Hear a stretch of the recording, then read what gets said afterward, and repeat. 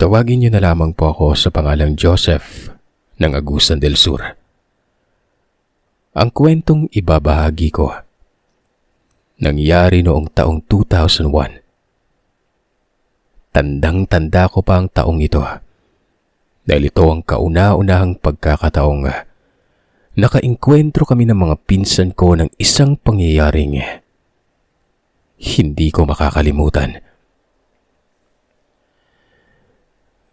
Kasalukuyang naglalakad kami ng aking magpinsang sina Carlo at Jonas papunta sa bahay ng kaibigan naming si Alan para yayain ito maglaro ng basketball.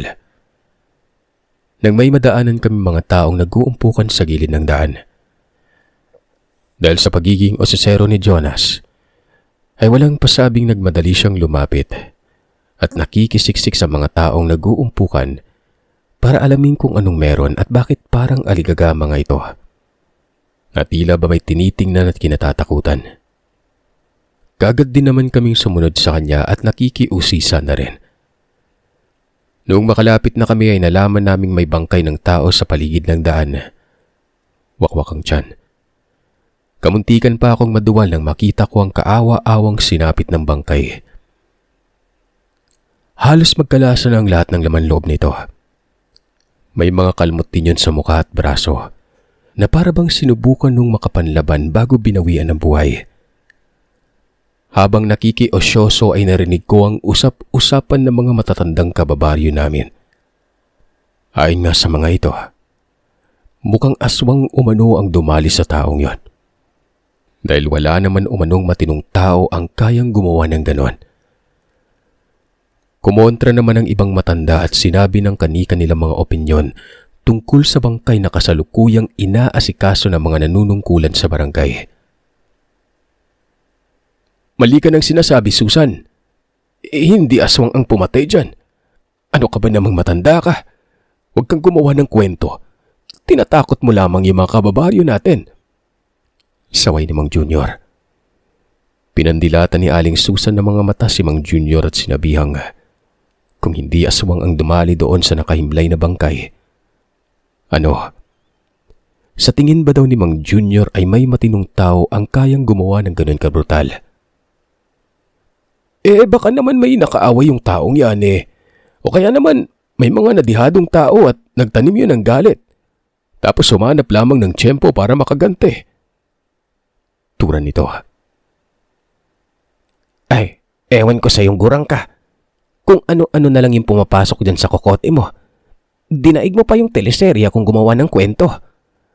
Sabat naman ni Aling Delia at sinimangutan si Mang Junior. Oy, bakit? Sa totoo naman talaga yung sinasabi ko Ang akin lang na huwag kayong basta-bastang gumawa ng kwento patungkol sa aswang-aswang na yan. Tinatakot nila yung mga kabataang nakakarinig sa inyo, Hindi ko na pinakinggan pa ang ibang pinag-uusapan ng mga matatanda. Dali-dali na akong umalis sa umpukan dahil hindi ko na nakayanan pang pagmasdan ang kalunos-lunos na nangyari sa kaawa-awang bangkay.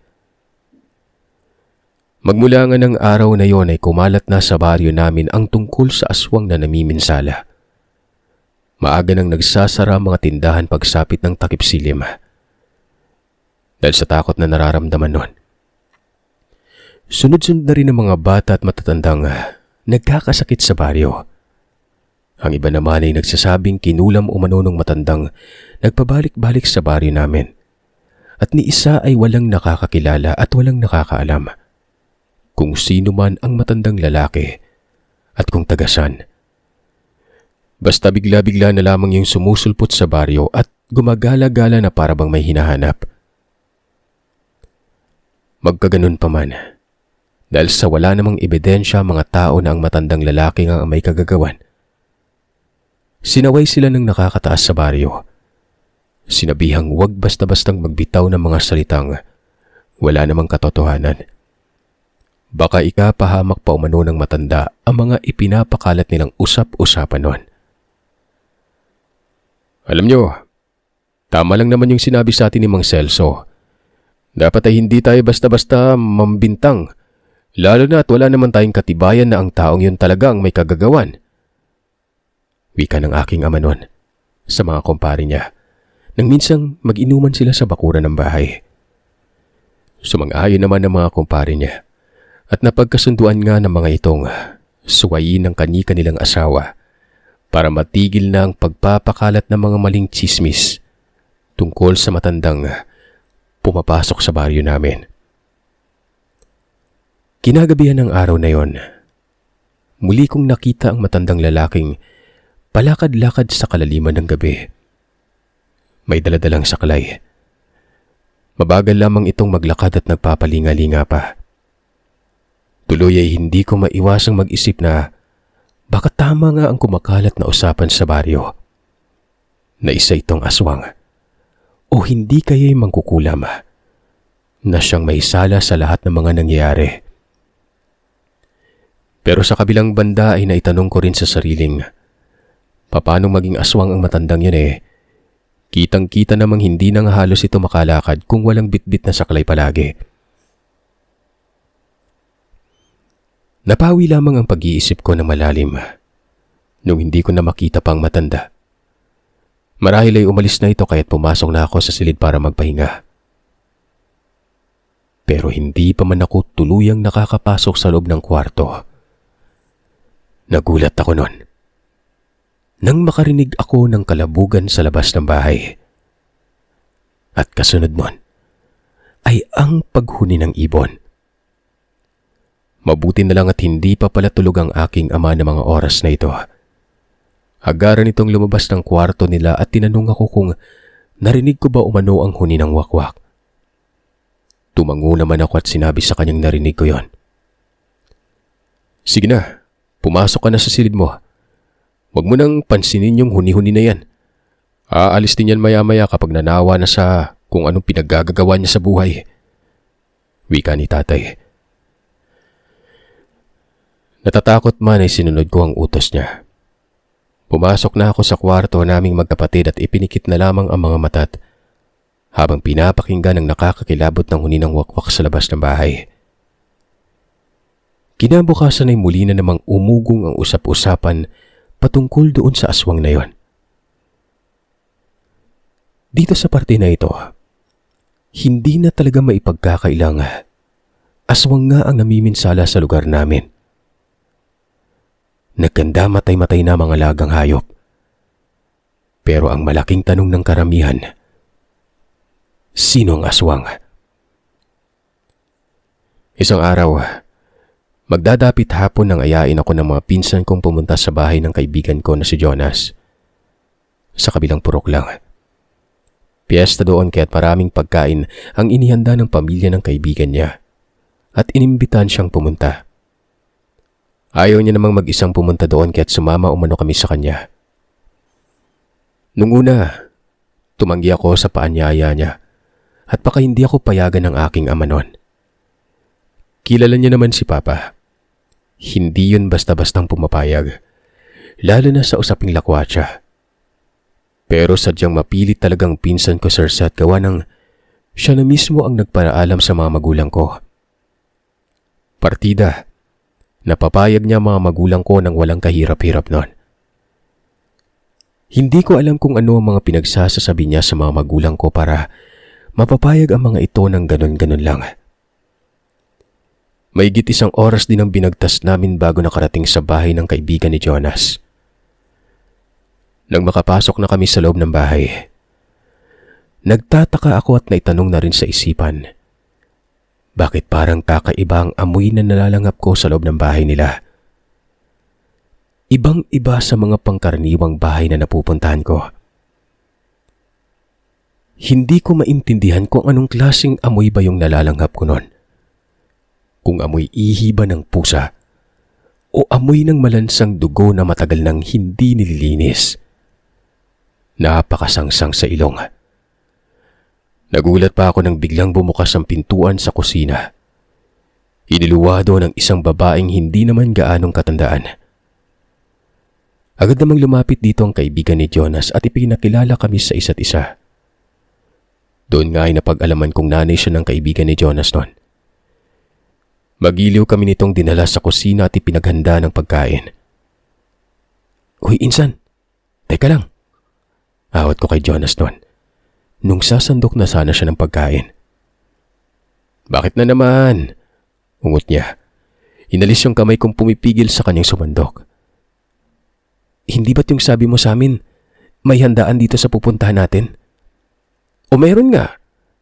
Kung ganun bakit wala man lang ako nakitang mga bisita maliban sa atin? Kung talaga may handaan." "Dami mo namang tanong, insan.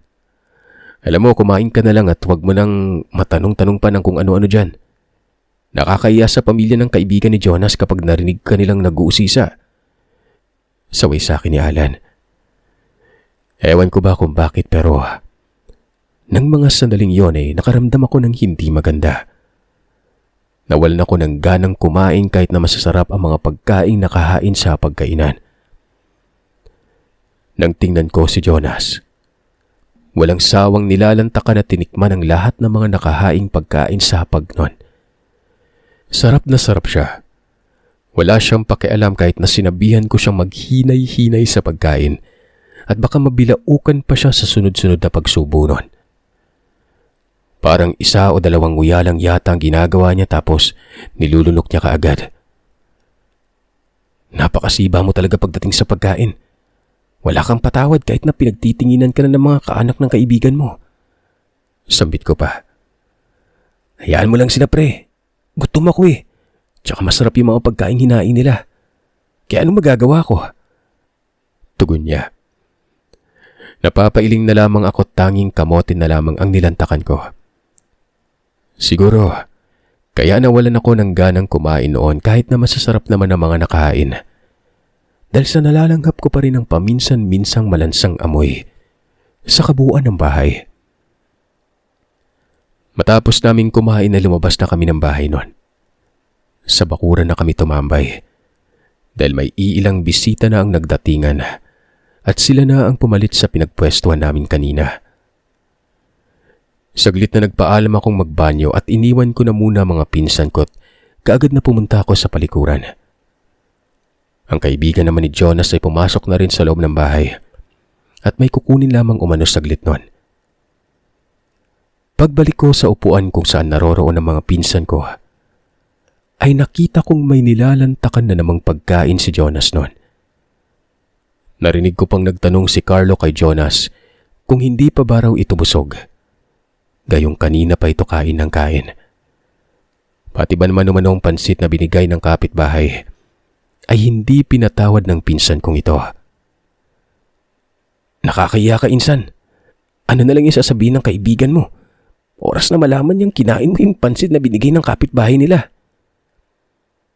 Kahit halos puno pang bibig ni Jonas ay sinagot niya si Carlo at sinabihang hindi naman daw malalaman ng kaibigan niya kung wala magsasabi nun.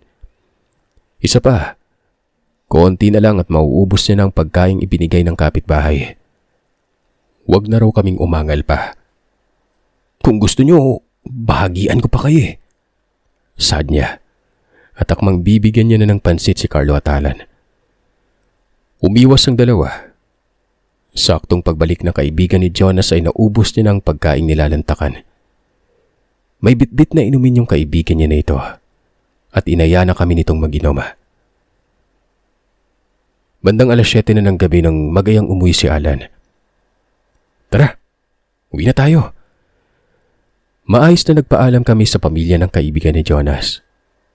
Dahil sa pasado 7:00 na yun ng gabi, kaya't napagpasyahan namin sa mas mabilis na kalsada kami dadaan para naman hindi kami abutan ng 10 oras na ng gabi noon. Pero delikado ang daan ng yon. Marami nang nagsasabing may mga humaharang umanong kung anong elemento. Wala daw kabahayan at pawang naglalaki ang mga puno lamang ang nasa gilid ng daanan. Kumbaga, baragatan daw yon. Pwede kang bagatin ng kung anong mga lamang lupa. May buwan ng gabing yon. Hindi kami nangangapa sa dilim. Habang naglalakad na nga kami papasok sa lugar kung saan mas mapapabilis ang pagdating namin sa baryo, kinakabahan ako. Paulit-ulit pang nagtanong si Alan kay Jonas kung sigurado ba raw itong doon kami dadaan sa lugar na yon. "Ano ka ba naman, Alan? Kanina ka pa paulit-ulit na nagtanong pwede bang itiko mo na lang yung bibig mo't maglakad ka na lang ng tahimik? Wika ni Jonas noon. Nauna siyang maglakad sa amin at nakasunod naman ako sa kanya. Kaya't nakita ko ang butil-butil na pawis niya sa noo at sunod-sunod na pagpunas noon. Tinanong ko siya kung ayos lamang ba siya dahil sa napapansin kong parang hindi magandang lagay niya. Panay rin kasi ang buga niya ng malalim na hininga na para bang kinakapos siya noon. Ayos lang ako, insan. Tugon niya at nagpatuloy lamang sa paglalakad. Hanggang sa tuluyan na nga kaming nakarating sa lugar na kinatatakutang daanan ng lahat. Sa bawat hakbang ng mga paa namin ay may manaririnig kaming mahihinang tunog ng ibon. Yun bang parang kutsarang itinitiktik sa platong babasagin? Ganon yung tunog nun.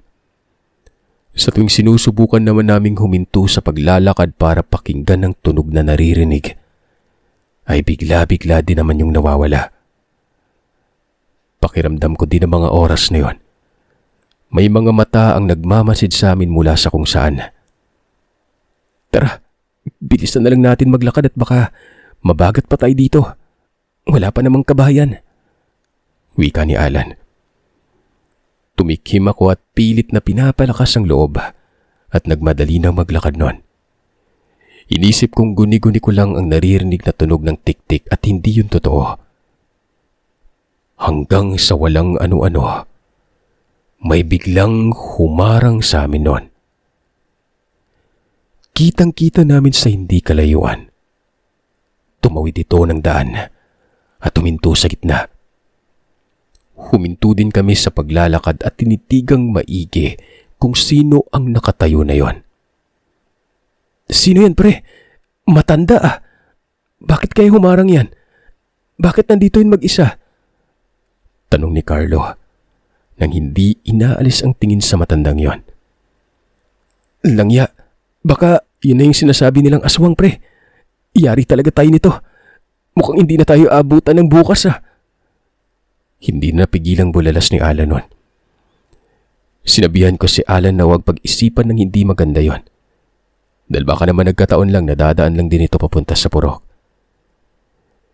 Nakita kong inilabas na ni Carlo mula sa bulsa ang balisong na palaging daladala. Sinenyasan ko siya at sinabihang itago niya uli ang hawak-hawak niyang balisong. Baka makapanakit pa siya tapos inosente pala yung taong yun, di ba? Sunod-sunod na umiling ang pinsan ko at sinabing malakas ang kutob niya na hindi normal na tao ito. Ako man, iba rin yung kutob ko sa taong yan eh. Sabi ni Carlo at sinabihan kaming maghanda sa kung ano man ang pwedeng mangyari. Habang patagal ng patagal ang titig namin sa matandang yon, nakakaramdam na kami ng hindi tama. Maya-maya pa, nung tuluyan ng masinagan ng buwan ang mukha ng matanda, hindi ako makagalaw dahil sa maniwala man kayo o sa hindi. Kitang-kita ng dalawa kong mga mata. Ang mga mata nitong naninilaw at nagbabaga nun. Dagdag pa yung nilalabas niyang paghinga sa bibig niya na parang naghihingalo. Nagsimula na rin ako makaamoy ng mabahong amoy na umaalingasaw mula sa karimlan ng gabi. Sumasabay sa bawat pag-ihip ng hangin ng amoy na lalalanghap nun. Sobrang kilabot talaga. Ramdam na ramdam ko ng pangangatog ng tuhod ko. Na makita kong dahan-dahang naglakad papalapit sa amin ng matanda. Doon na nagsalita si Alan. Ano't anuman umano ang mangyari, walang maghihiwalay. Walang tatakbo pabalik. Mas mapapalayo pa daw kasi kami kapag tatakbo pa kami pabalik at baka mas lalo lamang kaming mahabol nito. 7-10 minuto na lang, nasa baryo na kami. Kaya kung gusto naming makaligtas ay tumakbo kami papunta sa baryo at hindi umano sa purok na pinanggalingan namin. Sandali. Paano tayo makakatakbo papunta sa baryo eh? Nakaharang nga sa atin yung matandang yan oh. Tanong ni Jonas. Eh di kapag nakakuha tayo ng tiyempo, tumakbo ka papunta sa baryo para makahingi ng tulong. Basta, isa sa atin yung makahingi ng tulong dahil hindi natin kaya yan eh. Kung sakaling harapin natin yan. Tumango si Jonas sa sinabi ni Carlo bago niya pinunasan ang pawis niya. Noon ngang ilang hakbang na lamang ang layo sa amin ng nilalang, doon ay mas lalong lumakas ang mabahong amoy. Para yung amoy patay ng hayop na matagal nang naaagnas at nilalamon ng uod. Akmang tatakbo na sana kami nang sa walang ano-ano'y mabilis pa sa 4:00 nga. Nahablot ng nilalang ang braso ko at mabilis nang dinumog at sinakal ang leeg ko noon. Nagpupumiglas ako at humingi ng tulong sa mga pinsan kong nagkanya-kanyang pulasan ng takbo. Ang buong akala ko talaga'y tuluyan na akong iniwanan ng mga pinsan ko. Kumbaga, hinayaan na akong sakmalin at pagluluray-lurayin ng nilalang. Pero maya-maya pa ay nakita kong nagmadaling tumakbo pabalik ang tatlo. Agarang kinuha ni Carlo ang atensyon ng nilalang. Hinamon niya yon. Hoy! Bitawan mo yung pinsan ko. Ako yung harapin mo. Dali-daling itinaas ni Carlo ang hawak niyang balisong noon. Umatungal ang nilalang. Itinuloy ang ginawa nitong pagkalmot sa akin. Hanggang sa nagulat na lamang ako nang biglang natigilan nito. Sabay marahang lumingon sa likuran ko. Maging ako ay napatingin na rin sa likuran. At doon ay nakita ko si Carlo. Nangangatog ang kamay niyang hawak-hawak ang balisong na may bahid ng dugo. Sinaksak nito sa likuran ng nilalang na yon. Napasigaw na lamang ako't nanlaki ang mga mata. Nang makita kong mabilis na umalis mula sa pagkakadagan sa akin ng nilalang. At walang kahirap-hirap na hiunawakan nito ang braso ni Carlo. Sabay iwinasiwas at inihagis. Rinig na rinig ko ang malakas na pagbagsak ni Carlo sa lupa malapit sa paanan ng niyog. Kaagad namang sumaklolo ang dalawa ko pang pinsan kay Carlo at pinagbabato ang nilalang na papalapit sa kanila. Hanggang sa isang sigaw ng matanda ang nagpatigil sa ginagawang paglalakad ng aswang. Nang tingnan namin ang pinanggalingan ng boses, medyo nadismaya kami't nagkatinginang magpinsan noon. Yung sigaw kasi na yon ay nanggaling sa mismong matandang napapabalitang aswang sa baryo. Dahan-dahan akong naglakad papalapit sa mga pinsan ko noong nasa matanda pang atensyon ng nilalang. Anong ginagawa ng matandang yan? Hindi niya ba nakita kung anong klase yung nakakaharap natin? Pagtatakang tanong ni Alan. Sumigunda naman si Jonas at sinabing baka gusto yata umano ng matandang magpakamatay. O kaya naman baka totoong aswang talagang matandang yon at pinag-aagawan kaming biktimahin.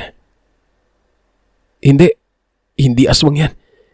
Kita nyo namang uugod-ugod na yun, oh. May dala-dala pang saklay. Sagot ko. May punto si Joseph. Malakas din ang hinala kung hindi aswang yung matandang yan eh. Kung talagang aswang hindi sana nagpalit na ng anyo yan, di ba? Huy, tanda!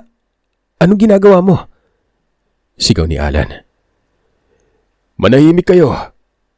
Kung ako sa inyo'y tulungan nyo na lang maitayo yung kaibigan ninyo't umatras. Ako na bahala dito. Malaki ang kasalanan nito sa akin. Ibalato nyo na lang sa akin tong aswang na to. Sagot ng matandang yon. Baliw ka ba? Hindi ka ba natatakot sa aswang na yan? Kung itong ang pinsan kong bata-bata pa'y ganun-ganun na lamang kung itapon yan eh. Ikaw pa kaya? Mukhang isang pitik ka lang yata matutumba ka na agad. Sabi ni Alan. Hindi na pinansin ng matanda ang mga pinagsasasabi ng pinsan ko. Nakita ko itong may hinugot na itak sa tagiliran. May pinahid siya dito. Habang ginagawa yun ng matanda, pumubuka-buka ang bibig niya na parang may dinadasal. Takang-taka naman ako habang pinagmamasdan ng nilalang. Nakikita kong agaran yung bumagsak sa lupa. Hindi na nakagalaw kundi nanginginig na lamang na para bang may nararamdamang sakit sa katawan. Umatungal ito na para bang dinumog ng mga hindi nakikita at pinipilit na gumapang palayo sa matanda. Alam mo bang matagal na kitang hinahanap? Mabuti naman at sa wakas ay nag-cross na rin ang landas natin. Palagi kitang inaantay dito dahil alam ko na isang gabi, lalabas at lalabas ka kapag may pagkakataon. Ito na ang oras para maniningil ako sa ginawa mong pagpatay sa kaisa-isa kong anak. Sigaw nito at mabilis na tumakbo papasugod sa nilalang matapos bintawan ng saklay. Gulat na gulat ako at halos hindi kami makapaniwalang magpinsan. Nang masilayan naming walang kahirap-hirap na tumakbo ang matanda't nakipagsagupaan sa nilalang. Kayang-kayang sabayan ng matanda ang mabilis na pagkilos ng aswang. Lakas sa lakas, liksi sa liksi ang labanan ng dalawa. Nang mga sandaling yon, habang pinagmamasdan namin ito ay parang may kung sino ang nakasapi sa katawan niya. Ibang-iba ang pinapamalas na liksi at bilis ng matanda nun, kumpara sa nakasanayan naming mga galaw niya kapag nakikita namin siyang naglalakad. Nung makahanap na ito ng tiyempo, nakita ko kung paano niyang sunod-sunod na hatawin ng itak ang nilalang na nasa lupa na nun. Sa bawat sugat na natamo ng aswang, bumubula yun na parabang tinapunan ng asido. Paulit-ulit na hinambalos ito ng itak hanggang sa hindi na makagalaw ang nilalang. Damang-dama ko ang galit at panggigigil ng matandang yon. Magpaganon pa man kahit na panaka-naka na lang kung gumalaw ang nilalang, nagpupumilit pa rin yung makaalis. Pero hindi na pumayag ang matanda. Paulit-ulit niya pa rin hinataw ng itak ito. Hanggang sa walang ano-ano, bigla na lamang bumulagta ang nilalang sa lupa. Nalagutan na ito ng hininga. Nang makumpirma ng matandang wala ng buhay ang nilalang, sinamahan na kami nito pauwi sa bahay. Pagdating sa bahay ay nagulat pa ang mga magulang ko matapos nilang makita ang matandang napapabalitang aswang sa baryo. Bago pa man makapagbigay ng reaksyon ng mga magulang ko ukol sa kasama naming matanda, kagad nang ipinaliwanag ko sa kanila kung bakit kasama namin yon. Mabuti na lang at napaniwala ko sila. Wala nilang pag-alinlangang pinatuloy ang matanda sa loob. Nagpakilala itong Mang Dario. Nang nasa loob na kami ng bahay ay tinawag ni Mang Dario ang pinsan kong si Jonas. Nakasalukuyang putlang-putla na ang labit animoy, panandali ang tinakasan ng dugo sa katawan. Paglapit nga ng pinsan ko kay Mang Dario, pinaupo siya ng matanda at humingi ito ng palangganita. Pagkatapos ay tinapik ng 3 beses sa may likuran. Matapos tapikin ni Mang Dario sa likuran ng pinsan ko, bigla itong napaluhod na parabang nanghinat na wala ng lakas. Ilang segundo ang nakalipas. Ganun na lang ang gulat ko nang sumuka ito ng sumuka. Kagaya ng nakita ko kanina nung bago pa man nakipaglaban ng matanda sa aswang. Bumuka-buka na naman ang bibig niya na tila ba bumubulong sa hangin. Tapos ay mayat-maya ang pagtapik niya sa likuran ng pinsan ko. Nagulat naman ako nang makita kong purong pansit lamang ang mga sinusuka ni Jonas noon. Maliban doon ay wala nang iba pa. Matapos magsuka ng pinsan ko ay pinaupo na siya ng maayos na Mang Dario. May kinuhang bote ng langis ang matanda. Pinainom niya ng 1 kutsarang langis si Jonas.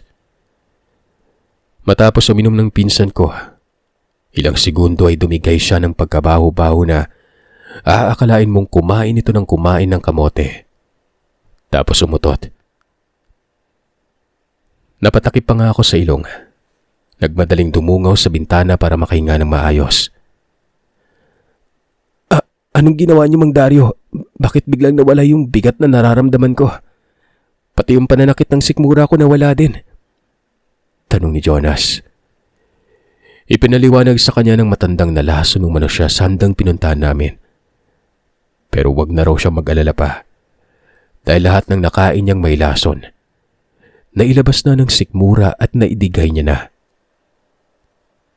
Ano pong ibig niyong sabihin?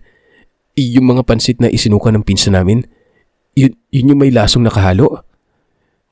Tanong ni Alan sa matanda. Oh, yun nga. Kanina ko pa napapansin na nalason yung batang ito. Hindi kayo nag-iingat sa lugar na pinupuntahan ninyo. Sa susunod na dumayo kayo sa ibang lugar, dapat alamin niyo muna yung mga pagkain kakainin ninyo. Hindi yung basta bira na lang kayo ng bira. Mang Dario, yung tungkol dun sa aswang, ang dinig ko kasi kanina pinatay ng aswang na yun yung kaisa-isa mong anak. Totoo ba yun? Nakita kong biglang lumungkot ang mga mata ng matanda. Noong nakaraang buwan lang umano ay pinatay ng aswang na yon ang anak niya na babae. Nagdadalang tao ang anak niya ng patay nito. Noong nalaman niya nga ang karumal-dumal na sinapit ng kanyang anak, walang pagdadalawang isip na hinanap niya ang nilalang. Hindi siya tumigil hanggat hindi niya ito mapapatay. Nung napadpad ito sa baryo namin at nalaman niyang may nambibiktima doon ay sinadya niyang magpagala-gala tuwing gabi. Nagbabakas sakaling makainkwentro niya yon. Uling tanong po, Mang Dario. Isa po ba kayo manggagamot? Hindi ba halata iyo? Nagtawanan ng mga pinsan ko noon. Sa parting ito ay medyo napahiya ako ng konti pero hindi naman naglaon ay naibaling naman na uli sa aswang ang usapan. Doon ay nasabi sa amin ng matanda ang lahat-lahat at kung paano niya nalamang ang aswang na nakasagupa niya ay siyang aswang na hinahanap niya. Pero ang mas ikinagulat namin sa lahat ay noong malaman naming ang matandang aswang na humarang sa amin sa daan, lolo ng kaibigan ni Jonas na nag-imbita sa kanya sa handaan. Yun din umano ang minamanmanan ng matanda't nag-aabang lamang siya ng tamang pagkakataon para makaharap ito. Yung purok na pinuntahan namin, purok ng mga taong halangang kaluluwa. May mga nanlalason umano doon, manggagaway, ultimong mga aswang meron din. Kaya pala takang-taka ko kung bakit iilan lamang ang mga bisita sa bahay na pinuntahan namin gayong piyesta naman. Di ba nga kapag ganun, may mga okasyon sa iisang lugar, dapat marami ang mga taong dumarayo at nakikipiyesta. Pero sa purok na pinuntahan namin, sobrang napakatahimik at halos wala ngang mga bisita. Napatingin kami kay Jonas na makita naming mabilis na piningot ng aking ina ang tenga ng pinsan ko. Pinandilatan pa ito ng mga mata. Ang paalam umano sa kanila ni Jonas ay doon lamang kami sa bungad ng baryo pupunta dahil may handaan daw na ginanap ang kaibigan namin. Kung alam niya lang daw sanang sa ibang lugar pala kami pumunta, edi sana hindi na sila pumayag ng aking ama. Hindi naman magkamayo sa paghingi ng paumanhin ng pinsan ko't nagmamakaawa sa aking inang bitiwan niya ang tenga nito. Masakit daw at baka mapigtas pa ni mamang tenga niya. Di palitan natin ang tenga ng baboy para madala kang bata ka at magtanda ka sa maling ginagawa mo. Ani ng aking ina noon, bago nagpasalamat sa matanda dahil sa ginawa nitong pagligtas sa amin. Matapos ang pangyayaring ito, hindi na namin nakita pang muli si Mang Dario. Natigil na rin ang pagkakasakit ng mga tao sa baryo at nawala na rin ang sunod-sunod na pagkamatay ng mga alagang hayop noon. Sa kasalukuyang panahon naman ay madami na rin ang mga nagpapatayo ng tirahan sa gilid ng daan kung saan nangyari ang karanasan naming magpinsan. Patungkol doon sa aswang na nababagat sa liblib na daan.